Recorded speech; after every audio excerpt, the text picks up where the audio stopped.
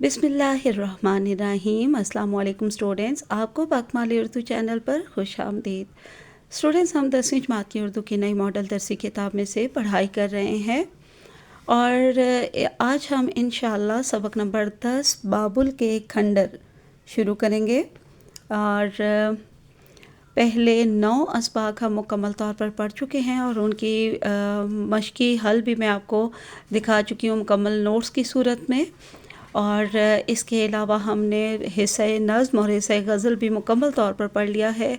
तमाम तफ़हीमें, अशार, तशरीहात, मश्की हल, कवायद सब के नोट्स हमने देख लिए हैं और आज हम सबक नंबर 10 शुरू करेंगे जो कि है बाबुल के खंडर। और ये लिया गया है जो मुसन्निफ़ हैं बाबुल के खंडर के, क्योंकि ये सबक सिन्फ़ अदब के एतबार से एक सफ़रनामा है, इसलिए यहाँ पे मैंने लिखा है मुसन्निफ़ या सफ़रनामा निगार जमीलुद्दीन आली। ठीक है, तो बाबुल के खंडर किसने लिखा है? जमीलुद्दीन आली ने। और ये उनकी किताब है, जमीलुद्दीन आली की किताब है दुनिया मेरे आगे, उसमें से लिया गया है। तो अब उसके बाद हमेशा की तरह मैं आपको फिर यही बोलूँगी कि आपने ये जितनी भी महारतों पर मबनी मश्की सवाल जो दिए गए हैं आपको, ये आपने ज़रूर ज़रूर यहाँ से ख़ुद पढ़ लेने हैं। इनमें वही ज़्यादातर चीज़ें हैं जो मैं पहले आपको करवा चुकी हूँ, जमात नाहम में करवा चुकी हूँ। मैं पहले भी आपको बार बार बता चुकी हूँ कि जमात नाहम में आने वाली तमाम ग्रामर और तमाम तफसीली ग्रामर के जो टॉपिक हैं वो सब के सब अब दोबारा से शामिल हो चुके हैं। जैसे कि यहाँ देखें, मुख्तलिफ़ तहारीर जिसमें रुदात, ये भी हमने रुदातें बहुत सारी पढ़ चुके हैं, मज़ामीन भी बहुत सारे पढ़ लिया। और अब जमात नाहम में पूरे 10 नंबर का जो है फेडरल बोर्ड के पेपर में सवाल नंबर 7 आखिरी सवाल जो है वो मज़ामीन पर ही आता है। 2 टॉपिक दिए जाते हैं मुख्तलिफ़ और उनमें से एक पर आपने मज़मून लिखना होता है।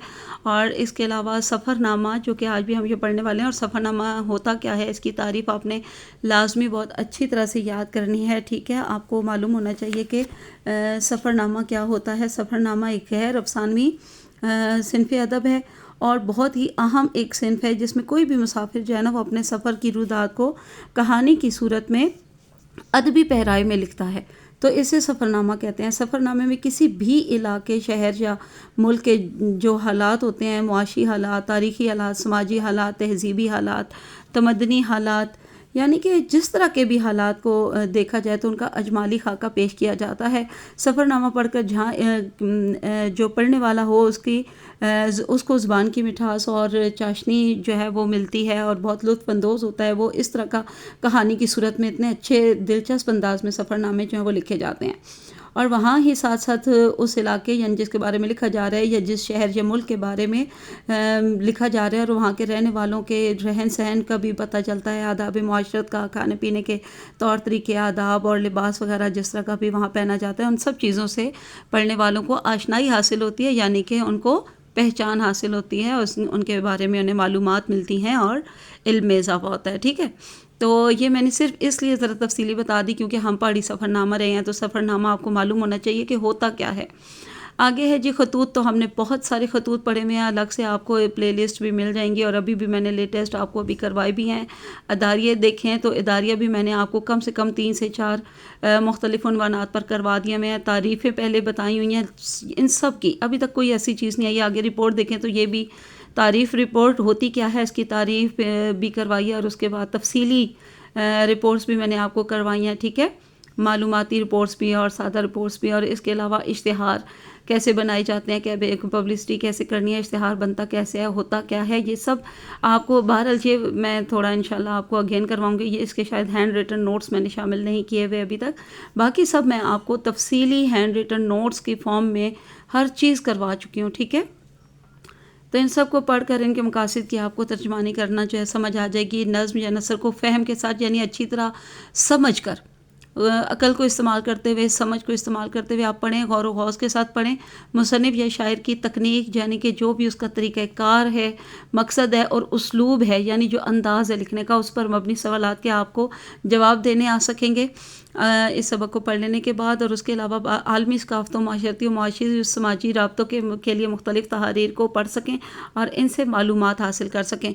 फिर इसके बाद है जी इबारत पढ़ते हुए इलामात औकाफ़ کا لحاظ رکھ سکیں، تو یہ پہلے بھی آپ کو کروائے جا چکے ہیں۔ تمام علامات و اوقاف جو ہے وہ سب میں آپ کو کروا چکی ہوں، ان کا استعمال بھی، ان کو عبارت کے اندر استعمال کرنا، وہ سب میں نے آپ کو عبارت حل بھی کروائی تھی۔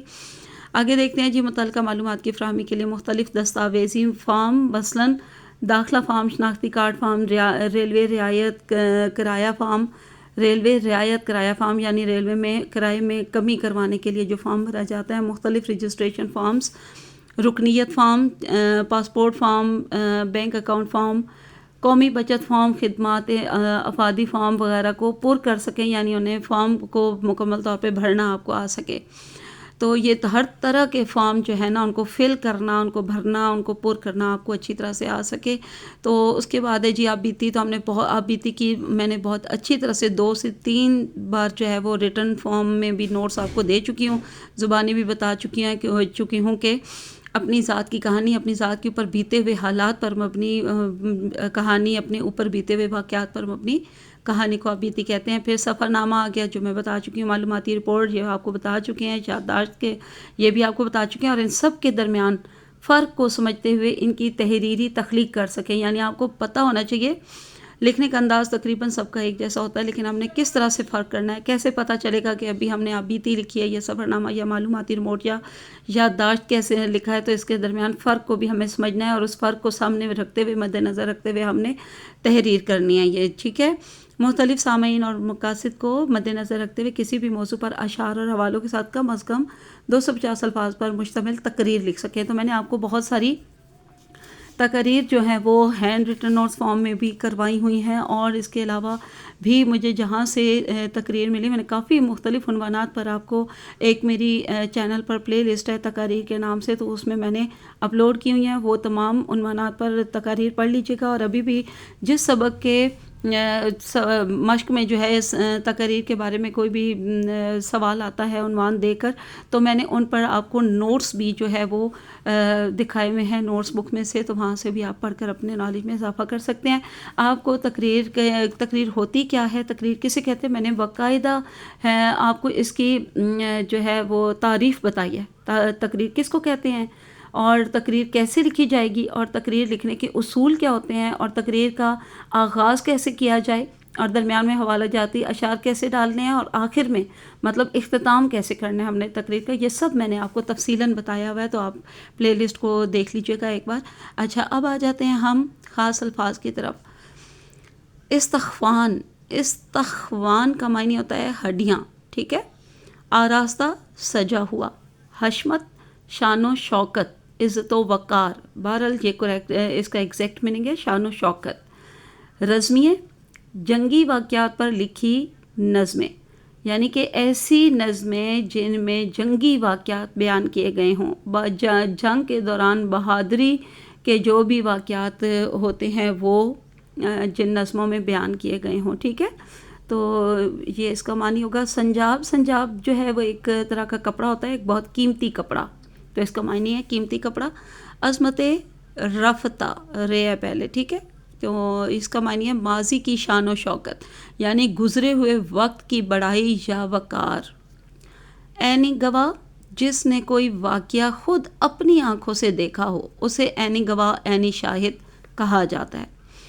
قانون دہندہ، قانون دہندہ کا مطلب ہے قانون دینے والا یا پھر قانون بنانے والا۔ مخبوط الحواس، مخبوط الحواس کا معنی ہوتا ہے جو اپنے ہوش و حواس میں نہ ہو، یا پھر اس کا معنی ہوگا پاگل، یا اس کا معنی ہوگا دیوانہ۔ نفیری، نفیری ہوتا ہے موسیقی کا ایک آلہ، اور خاص طور پہ کس آلے کو نفیری کہتے ہیں، بانسری کو، ٹھیک ہے، بانسری کو کہا جاتا ہے، یا بین کو، یا باجے کو بھی، ٹھیک ہے، ایک طرح کی شہنائی۔ اس کے بعد ہے جی آگے، ہاں جی، تو جمیل الدین عالی جو کہ مصنف ہیں، سفر نامہ نگار ہیں، ان کا تعارف ہے یہ، ان کے مختصر حالات زندگی ہیں، ان کو آپ ایک بار خود اچھی طرح سمجھ کر غور و غوض کے ساتھ پڑھ لیجیے گا، ٹھیک ہے جی۔ تو اسٹوڈنٹس اب آ جاتے ہیں سبق کی پڑھائی کی طرف، لیکن آپ لوگوں کو معلوم ہے کہ میں پہلے ہمیشہ یہ جو بلو باکس میں سائڈ پر دیے ہوئے ہوتے ہیں، پڑھنے سے پہلے پوچھے میں سوال، کبھی کبھار 3 سوال ہوتے ہیں، لیکن موسٹلی اس میں 2 سوال ہوتے ہیں، اور میں آپ کو بار بار بتا چکی ہوں کہ یہ سوالات جو ہوتے ہیں یہ گرامر کے متعلق ہوتے ہیں، قواعد کے متعلق ہوتے ہیں، اس لیے آپ نے ہر حال میں تمام اسباق، تمام نظموں غزلوں کے آغاز میں یہ جو باکس میں دیے ہوئے سوال ہوتے ہیں ان کے جوابات لازمی اچھی طرح سے یاد کرنے ہیں۔ تو آج بھی ہم ان کے جوابات کو دیکھ لیتے ہیں۔ سفر کے متعلق لکھی جانے والی تحریر کو کیا کہتے ہیں؟ سمپل جواب ہے سفر نامہ، لیکن تھوڑا سا میں آپ کو اس کا تفصیلی جواب دکھاتی ہوں نوٹس بک میں سے۔ جی تو اسٹوڈنٹس، یہ رہے آپ کے سامنے ان دونوں سوالات کے جوابات، اور بہت ہی آسان، لیکن جو ہے آپ نے ذرا تھوڑا سا یہ تفصیلی دیکھ لیجئے گا۔ سفر کے متعلق لکھی جانے والی تحریر کو کیا کہتے ہیں؟ سفر کے متعلق لکھی جانے والی تحریر کو سفر نامہ کہتے ہیں۔ بس اتنا بھی ہم لکھیں گے جب تو اس کا جواب کافی ہے، لیکن تھوڑا سا یہاں تفصیلی بتایا گیا ہے۔ ویسے تو میں نے سفر نامہ کی تعریف آپ کو بتا دیا ہے، لیکن اس کی تعریف میں سے یہاں پہ 2 جملے شامل کیے گئے تھے، تو میں نے سوچا آپ کو یہی تفصیلی جواب جو ہے وہ دکھا دیا جائے۔ تو سفر کے متعلق لکھی جانے والی تحریر کو سفر نامہ کہتے ہیں۔ سفر نامہ ایک ایسی نثری صنف ہے جس میں مصنف اپنے سفر کے مشاہدات، تجربات، حالات، مقامات، لوگوں، ثقافت، زبان ہوتا ہے، ٹھیک ہے، رسم و رواج وغیرہ کو بیان کرتا ہے۔ یہ تحریر معلوماتی بھی ہوتی ہے اور دلچسپ بھی۔ دیکھیے کتنا پیارا جواب بنا کر دیا گیا ہے نا، تو اس لیے میں چاہ رہی تھی کہ آپ کو یہاں سے دکھا دوں، تو اس کو اچھی طرح سے آپ نے یاد کر لینا ہے۔ اور دوسرے کا، عراق کا دارالحکومت کون سا شہر ہے؟ تو ظاہر ہے کوئی ایک ہی شہر ہے نا، تو اس لیے یہاں پر ہم صرف اس شہر کا نام ہی لکھیں گے۔ عراق کا دارالحکومت بغداد ہے۔ تو یہ دونوں سوالات کے جوابات آپ کے سامنے ہیں، اچھی طرح سے انہیں آپ دیکھ لیجیے اور اچھے سے آپ نے انہیں یاد کرنا ہے۔ جی تو اسٹوڈنٹس، اب ہم اس سبق کی پڑھائی شروع کرتے ہیں، اور تھوڑا سا اس سبق کے بارے میں آپ کو پہلے بتا دینا چاہتی ہوں۔ یہ سبق ہے کس بارے میں؟ یعنی بہت مختصراً ہی بتاؤں گی، آپ یہ سمجھ لیں کہ اس سبق کا مرکزی خیال میں آپ کو بتا رہی ہوں کہ یہ جو سبق ہے اس میں بتایا گیا ہے کہ بابل جو ہے وہ عراق کا ایک بہت ہی پرانا شہر تھا، بہت قدیم شہر، اور اس میں ایک کنواں تھا۔ اس کنویں میں 2 فرشتے ہاروت اور ماروت جو ہیں وہ اپنے کسی گناہ کی سزا میں الٹے لٹکے ہوئے ہیں، اور یہاں پر بہت پہلے، ہزاروں سال پہلے حمورابی بادشاہ بنا تھا جب، تو اس نے کچھ جو ہے وہ قوانین بنائے تھے، اور اسی لیے اس بادشاہ حمورابی کو حمورابی قانون دہندہ کہا جاتا ہے بھی، ٹھیک ہے۔ اور اس کے بعد جو ہے حمورابی کا بابل جو ہے اس کے اوپر بہت سارے حملے ہوئے تھے، اور ان حملوں میں یہ پھر شہر بابل جو تھا تباہ و برباد ہو گیا تھا۔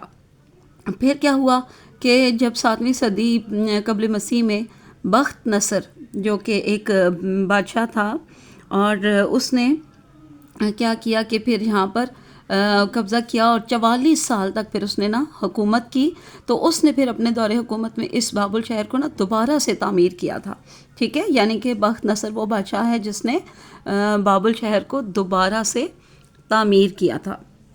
اور پھر جب وہ مر گیا تو اس کے بعد جو ہے ایران کا ایک بادشاہ تھا سائرس، اس نے بابل پر قبضہ کر لیا، اور پھر ہندوستان سے جب واپس جا رہا تھا اسکندر اعظم، تو اس نے بھی یہاں پر 3 دن اور 3 راتیں گزاری تھیں۔ اب یہ ایک کھنڈر ہے، بالکل تباہ و برباد ہو چکا ہے، اور اس کے صرف جو ہے آثار موجود ہیں، یعنی ایک کھنڈر کی حالت میں جو ہے یہ موجود ہے، جو آثار قدیمہ کا ایک گوشہ ہے۔ تو یہ جو ایسے حالات میں ہے کہ ایک دفعہ ایک عراقی گائیڈ جو کہ خود ایک مفلوق الحال گائیڈ تھا، اس نے بابل کے کھنڈرات کے پاس کھڑے ہو کر بخت نصر کو للکارا تھا اور کہا تھا کہ تمہاری وہ شان و شوکت کدھر گئی ہے، تمہارا عروج کہاں گیا ہے، تیر یا آنکھ کے اشارے سے زندگی موت کے جو فیصلے ہوتے تھے آج کیسے کرو گے وہ فیصلے، آج جو ہے تاریخ تم پر ہنس رہی ہے، اور دیکھ لو کہ یہاں پر کیا حالات ہیں۔ تو بہرحال یہ جو شہر ہے یہ 2-2.5 ہزار قبل مسیح سے لے کر اسکندر اعظم کے دور تک اتنا خوبصورت اور سجا ہوا ایک شہر تھا کہ اس کو دیکھ کر حیرت ہوتی تھی۔ اور باقی یہ ہے کہ کسی مورخ یا کسی بھی اہل دل نے جو ہے اس کے لیے کچھ الفاظ کہے تھے، اور وہ یہ ہیں کہ پہلے شہر عظیم تھا اور اب یہ صحرائے عظیم رہ گیا ہے، یعنی اس قدر یہ ختم ہو چکا ہے، یا اس کے حالات یا اس کے جو شان و شوکت ہے وہ ختم ہو چکی ہے، اور اس کے جو کھنڈر ہیں وہ ان حالات میں ہے کہ اس کے بارے میں اس طرح کی بات کی گئی ہے۔ تو چلیے اب ہم اس کی پڑھائی کرتے ہیں۔ آج بس یہ پہلا پیج ہی تھوڑا سا دیکھیں گے، 2.25 پیج کا مختصر سا ہی یہ سبق ہے، بہرحال کل اس کی پڑھائی مکمل ہوگی۔ کوفے سے ہم بابل کی طرف چلے، ایک کچی سڑک پر کار تیزی سے مڑنے لگی۔ دیکھا اپنے آپ کو پڑھنے کے انداز سے ہی معلوم ہو رہا ہوگا کہ یہ ایک سفر کے بارے میں جو ہے وہ بیان کیا جا رہا ہے، ایک سفر کے دوران اپنے سفر کو ساتھ ساتھ لکھا جا رہا ہے، کہاں سے کہاں جا رہے ہیں، کیا کر رہے ہیں، ٹھیک ہے۔ پتہ نہیں بابل کوفے سے کتنی دور ہے، موٹر سے کوئی 2 گھنٹے کا راستہ ہوگا، بغداد سے اس کا فاصلہ کوئی 45 یا 50 میل ہے۔ میر صاحب، میں نے کہا، اب یہ مصنف اپنی کیونکہ کہانی اپنا سفر کیونکہ بیان کر رہے ہیں تو بات میں کسی کے میں ہی ہو رہی ہے، یہ بابل جانے کا کیا طریقہ ہے؟ ارے بھائی، رتھ ہوتے یعنی بگیاں ہوتی، پرانے زمانے میں گھوڑے کھینچا کرتے تھے نا، گھوڑا گاڑیاں جو ہوتی تھی اور پیچھے پوری باقاعدہ سجی ہوئی جو ہے وہ ان کی چھتیں بھی بنائی ہوتی تھیں، تو ان کو کہا جاتا تھا، ٹھیک ہے، رتھ یا بگی۔ رتھ ہوتے جنہیں ساز و سامان سے آراستہ سفید گھوڑے بڑی شان کے ساتھ کھینچتے ہوئے چلتے، تو آراستہ کا معنی سجے ہوئے۔ ایک 2 منزل پڑاؤ ہوتا، یعنی قیام کرتے یا ٹھہرتے رکتے، کہ راتوں کو مشلیں جلتی، مشلیں یعنی کہ شمع کمکمے سے ہوتے تھے جن سے تھوڑی روشنی کی جاتی تھی۔ شعراء اپنے رزمیے سناتے، رزمیے یعنی جنگی واقعات کی جو نظمیں وہ لکھتے تھے، جنگی واقعات پر مبنی نظمیں یا جنگی گیت بھی کہہ سکتے ہیں آپ انہیں، ٹھیک ہے، رزمیے یعنی جنگی گیت سناتے۔ مغنی تانے لگاتے، مغنی کا معنی ہوتا ہے گانے والے یعنی یا موسیقار، ٹھیک ہے، یہ معنی لکھا ہے میں نے۔ تانے لگاتے یعنی سر لگاتے، گاتے، اور صبح پھر نفیریوں کی گونج میں، نفیریوں کا معنی بانسریوں، باجوں یا شہنائیوں کی گونج میں سفر جاری ہو جاتا۔ ٹھیک کہتے ہو میرے بھائی، میر خلیل الرحمن نے کہا بھر کر بولے، مگر افسوس کہ میں سارا دن رتھ میں کھڑے رہنے کی بجائے بیٹھ کر ہی مسافت طے کرنا بہتر سمجھتا ہوں۔ مسافت کا معنی فاصلہ یا سفر، یا سفر کا فاصلہ یعنی جتنی مسافت رہتی ہے، جتنا فاصلہ رہتا ہے، جتنا بقیہ سفر رہتا ہے۔ دوسری مشکل یہ ہے کہ آج کل 10-5 رتھ بنانے کا آرڈر بھی دیا جائے تو کوئی کمپنی تیار نہیں ہوگی، اور سفید گھوڑے تو بالکل نایاب ہیں یعنی شاذ و نادر ملتے ہیں، یا بہت ہی کم یاب ہیں، یعنی کہ اب بہت کم کہیں دستیاب ہوتے ہیں، کم ہی کہیں ملتے ہیں۔ تم یہ بتاؤ کہ وہاں سیر کرو گے یا ان کھنڈروں پر کوئی نئی سلطنت قائم کرنے کی سوچ رہے ہو؟ کھنڈروں یعنی پرانے زمانے کی جو تعمیرات تھیں، ان کی ٹوٹی پھوٹی حالت۔ بابل، جس کی قدامت اور عظمت کے بارے میں بے شمار کہانیاں، روایتیں، اندازے اور انکشافات کتاب مقدس کے اوراق سے لے کر ہیروڈوٹس یونانی سیاح جیسے عینی گواہوں اور 20ویں صدی کے جرمن ماہرین آثار قدیمہ کی کتابوں تک پھیلے ہوئے ہیں۔ قدامت یعنی کہ پرانا ہونا، بہت ہی زیادہ پرانا پن، قدیم یا پرانا۔ عظمت یعنی بڑائی یا عزت یا وقار یا شان۔ انکشافات یعنی انکشاف کی جمع ہے یہ، اس کا معنی ہے راز ظاہر ہونا یا راز کھل جانا۔ اوراق ورق کی جمع، اس کا معنی ہے صفحے۔ کتاب مقدس یعنی پاک کتاب، مقدس کتاب۔ عینی گواہ یعنی کہ عینی شاہد، یا یعنی کہ جنہوں نے واقعات کو اپنی آنکھوں سے دیکھا ہو۔ آثار قدیمہ یعنی کہ پرانی عمارتیں۔ آثار اثر کی جمع اور اس کے معنی نشانات یا علامات، قدیمہ پرانے، تو اس سے مراد ہوا پرانی عمارتیں۔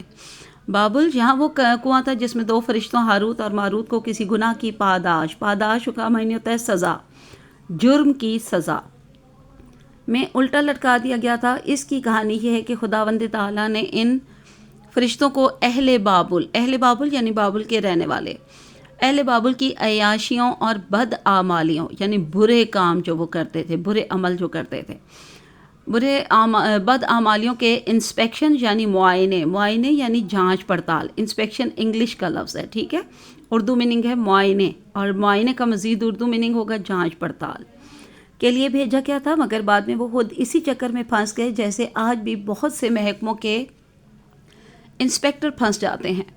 بابل جو انسانی تاریخ کے اولین بابوں میں شمار ہوتا ہے، یعنی بالکل شروع کے پہلے، جہاں 18ویں صدی قبل مسیح یعنی اب سے 3700 برس پہلے شہنشاہ ہمورابی نے سوسائٹی کے لیے وہ دستور اور قوانین بنائے تھے جن کے سبب وہ ہمورابی قانون دہندہ کہلاتا ہے۔ ہمورابی کی قانون سازی معاشرتی حقوق و فرائض کی پیچ در پیچ عمارت کی پہلی بنیادوں میں شامل ہے۔ پیچ در پیچ یعنی الجھی ہوئی، مشکل، ٹیڑھی، بھول بھلائیوں والی۔ 3700 برس پہلے بہت سے ملک تہذیب تو کیا انسانی آبادی سے بھی محروم تھے۔ تہذیب کا معنی ہوتا ہے رہنے سہنے کے طور طریقے۔ محروم تھے یعنی خالی تھے، اس وقت وہاں کوئی نہ تھا۔ مگر جو بابل ہم دیکھ رہے ہیں وہ بخت نصر کا بنایا ہوا بابل ہے۔ بخت نصر کو میں نے یہاں لکھ دیا ہے کہ بابل کی دوبارہ تعمیر کرنے والا بادشاہ، ٹھیک ہے، تاکہ آپ کے ذہن میں رہے۔